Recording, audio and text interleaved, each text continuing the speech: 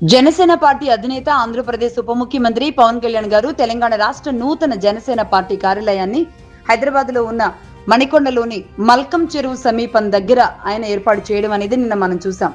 ఈ ప్రారంభోత్సవం ఏదైతే ఉందో అది నిజానికి చాలా సైలెంట్ గానే జరిగినప్పటికీ చాలా గ్రాండ్ గానే ఏర్పాటు చేసుకున్నారు జన సైనికులు, తెలంగాణ జన సైనికులు. పవన్ కళ్యాణ్ గారు శాస్త్రోక్తంగా అక్కడ పూజలు చేశారు, సాంప్రదాయ వైదిక క్రతువులన్నీ కూడా నిర్వహించుకున్నారు.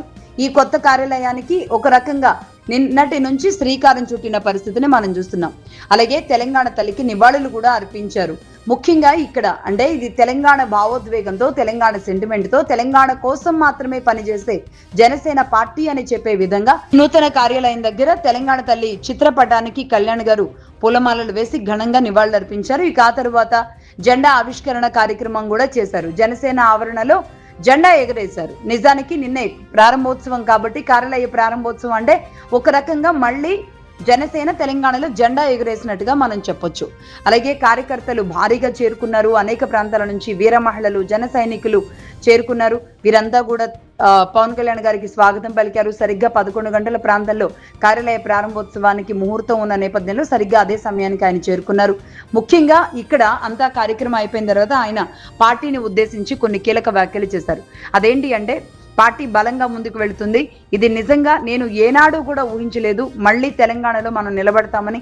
ఏ ప్రాంతంలో అయితే పార్టీ పెట్టామో మరి రాష్ట్ర విభజనల తర్వాత అలా వెళ్ళిపోవాల్సి వచ్చింది, ఇలా రాష్ట్రాన్ని ఇక్కడున్న క్యాడర్ని వదిలేసుకుంటున్నామనే బాధ ప్రతిసారి ఉన్నప్పటికీ కూడా ఇది ఈ విధంగా ఇలాంటి ఒక రోజు వస్తుందని నేను కూడా ఊహించలేదు అనే విషయాన్ని చాలా భావోద్వేగంగా చెప్పారు. అలాగే ఈ పార్టీ నిర్మాణం విషయంలో అడుగడుగునా పనిచేసిన జనసేన కార్యకర్తలు ఎవరైతే ఉన్నారో వాళ్ళందరికీ కూడా ఆయన పేరు పేరున చెప్పారు. నిజానికి ఇక్కడ ఏం జరిగింది అంటే, పవన్ కళ్యాణ్ గారి కంటే కూడా ఇక్కడ పవన్ కళ్యాణ్ గారు రావాలి అని ఇక్కడ బలంగా కోరుకున్న విధానంతో ఈ విధంగా ఇంత పెద్ద దాడులు, ఒక రకంగా ఆయన ఎక్కడో కోనసీమలో ఏదో అంటే అది దాడిగా మారడం, ఆ తర్వాత ఆయన ఇక్కడికి వస్తాను అని ప్రొఫెసర్ నాగేశ్వర్ గారు ఏదో మాట్లాడడం, ఆ తర్వాత కవిత గారు రెచ్చగొడుతూ ఆవిడ ఆంధ్ర ప్రజలందరినీ రెచ్చగొడుతూ ఆవిడ మాట్లాడడం. సో మొత్తంగా అయితే ఈ అన్నింటి నేపథ్యంలో ఆయనని తెలంగాణ పిలిచిందో మరి ప్రకృతి పిలిచిందో ఏ విధంగా జరిగిందో కానీ మొత్తానికి ఇక్కడ పార్టీ కార్యాలయం, party office with in days లోనే చకచకా జరిగిపోవడం, పార్టీ నిర్మాణం జరగడం అనేది మనం చూస్తున్న పరిస్థితి ఉంది.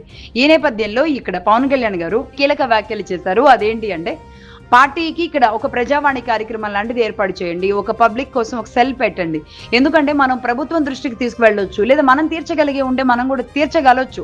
తీర్చినా తీర్చలేకపోయినా కనీసం ప్రజలకున్న సమస్యలు ఏంటో వినగలిగినప్పుడు ప్రజలు చెప్పుకోవడానికి ఒకళ్ళు ఉన్నారు అనేది ఆలోచిస్తారు. కాబట్టి ఇక్కడ అక్కడ ఉన్న నాయకులకి ఆయన ఒక దిశానిర్దేశం చేశారు. అలాగే ప్రజావాణి లాంటి కార్యక్రమాన్ని ఒకటి ఏర్పాటు చేసుకోవాలి అని కూడా ఆయన పెట్టడం జరిగింది అక్కడ.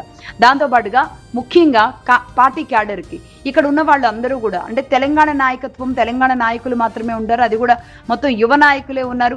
ఏ పార్టీ నుంచో కొత్తగా వచ్చిన వాళ్ళు, సీనియర్లుగా ఉన్న వాళ్ళు అయితే మరి ఎవరు లేని నేపథ్యంలో ఇక్కడున్న ఈ పార్టీ నిర్మాణంలో భాగంగా అక్కడ ఉన్న యువతకి రాజ్యాంగం పట్ల అంటే కాన్స్టిట్యూషన్ లో ఉన్న బైలాస్, అలాగే లీగల్ గా తెలుసుకోవాల్సిన విషయాలు, పార్టీ నిర్మాణంలో నాయకులుగా ఎదిగే క్రమంలో మంచి చెడు ఇవన్నీ తెలుసుకోవడానికి కొన్ని క్లాసెస్ నిర్వహించాలి అని అక్కడున్న వారికి ఆయన దిశానిర్దేశం చేసిన విధానం ఏదైతే ఉందో నిజానికి ఇది మామూలుగా టీడీపీ పార్టీలో ఇలాంటి ఒక క్రమశిక్షణ క్లాసులు అనేవి ఎన్టీ రామారావు గారి సమయం నుంచి కూడా చంద్రబాబు నాయుడు గారి వరకు ఆ క్రమశిక్షణ అనేది చాలా స్ట్రిక్ట్ గా ఉంటుంది. బట్ జనసేన కూడా ఒక రకంగా అదే విధంగా చంద్రబాబు నాయుడు గారితో పాటే ఒక రకంగా జనసేన మొదలైన 2014 నుంచి చంద్రబాబు నాయుడు గారిని చూస్తూ ఒక రకంగా జనసేన ముందుకు వెళుతూ ఉన్న నేపథ్యంలో ఖచ్చితంగా అదే క్రమశిక్షణ, అదే విధానం, అదే పద్ధతులు, అదే నిర్మాణం, అదే విధంగా ముందుకు వెళ్ళడం, అదే విధంగా ఓటు బ్యాంకు ఇవన్నీ కూడా జనసేన ఖచ్చితంగా సమకూర్చుకునే అవకాశాలు కనబడుతున్నాయి. ఎందుకంటే మనసులో భావన చిత్తశుద్ధితో ఉన్నప్పుడు, అదేవిధంగా క్రమశిక్షణ దానికి కలిసినప్పుడు ఏ పార్టీ కావచ్చు, ఏ వ్యవస్థ కావచ్చు, ఏ మనిషి కావచ్చు నిలబడవచ్చు అని చెప్పడానికి ఇక్కడ పవన్ కళ్యాణ్ గారు నిదర్శనంగా చెప్పొచ్చు.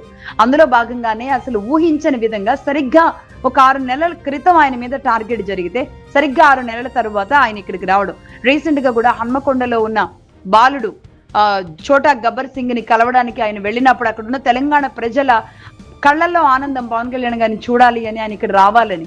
అంటే ఆయన సనాతనిగా ఉన్నా, లేదంటే సినిమాలో ఉన్న మెగా అభిమానులుగా ఉన్న, ప్రజారాజ్యం పార్టీ తరపున ఉన్న అభిమానులుగా ఉన్న, జనసేన నుంచి ఉన్న అభిమానులుగా ఉన్న, మొత్తంగా అయితే తెలంగాణలో కులాల వేర్పాటు, కులాల కొట్లాటలు ఉండవు.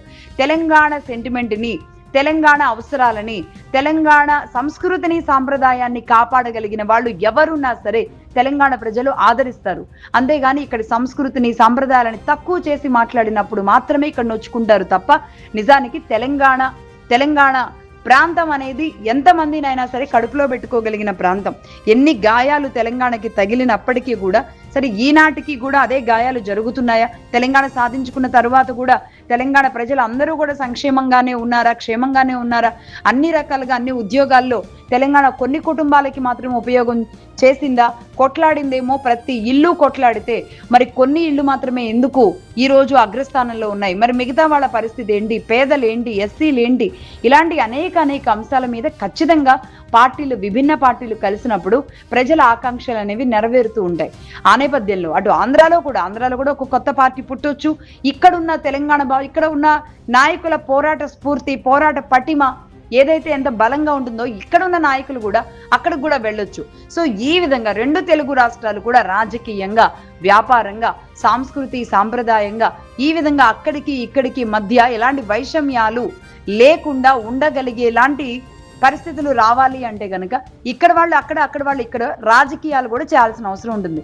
దీనికోసం రాష్ట్రాలు ఇంకా కలిసే పరిస్థితులు ఉండవు, కానీ రాజకీయాలు చేయడం ద్వారా ఇంకా అక్కడ వాళ్ళు ఇక్కడికి ఇంకొంచెం బాండింగ్ అనేది రెండు తెలుగు రాష్ట్రాలు బలంగా ఉండే అవకాశాలు ఉంటాయి. రేపు కేంద్రం దగ్గర ఏదైనా తెచ్చుకోవాలి అన్నా, కేంద్రం దగ్గర ఏదైనా మాట్లాడాలన్నా ఒక బలమైన దాదాపుగా ఇప్పటికీ రెండు తెలుగు రాష్ట్రాల్లో కలిపి 12 కోట్ల పైచిలుకు జనాభాగా మారిపోతున్న ఈ రెండు రాష్ట్రాలతో ఉత్తరప్రదేశ్ని దాటే స్థాయిలో తెలుగు ప్రాంతం అనేది వెళ్ళిపోతుంది, తెలుగు రాష్ట్రాలు వెళ్ళిపోతున్నాయి. కాబట్టి ఒక బలమైన స్టేట్ గా రేపు డీలిమిటేషన్ లో భాగంగా ఎంపీలు వచ్చినప్పటికీ కూడా రెండు ప్రాంతాలు కనుక ఈక్వల్ గా ఒక బలమైన ఎంపీలను తీసుకొని వెళ్లే అవకాశాలు ఉంటాయి. కాబట్టి ఇదంతా ఆలోచించే జనసేన అడుగులు వేస్తున్నట్టుగా తెలుస్తోంది.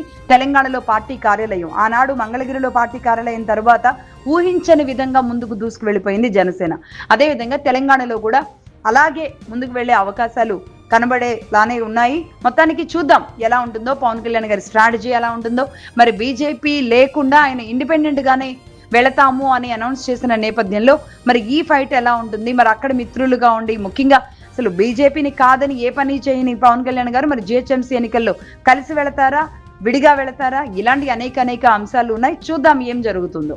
అదే విధంగా పవన్ కళ్యాణ్ గారు ఒక కీలకమైన విషయాన్ని కూడా చెప్పారు.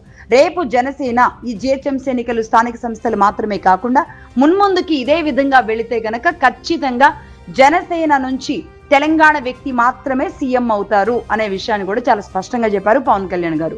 రైట్, ఈ నేపథ్యంలో ఇది జిహెచ్ఎంసీ స్థానికతకి కాకుండా ఈ విధంగా ముఖ్యమంత్రిగా కూడా జనసేన వ్యక్తి అయ్యేలాంటి అవకాశాలు మరి తెలంగాణ ఇస్తుందా? తెలంగాణలో ఆ స్థాయిలో నిలబడుతుందా జనసేన? చూద్దాం.